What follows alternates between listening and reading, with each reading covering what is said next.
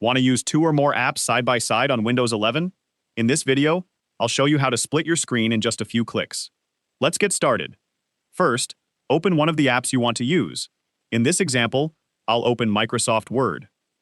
Now, go to the top right corner of the window and hover your mouse over the Maximize button. Don't click it, just hover over it. You'll see several snap layout options appear.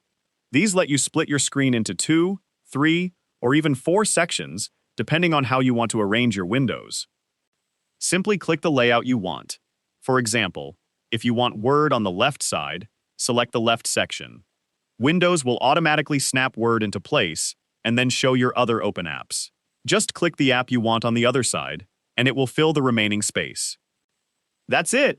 You can use the same steps to create different screen layouts and work with multiple apps at the same time. And that's how you can easily split your screen on Windows 11. If this video helped you, don't forget to leave a like, subscribe to the channel, and I'll see you in the next one.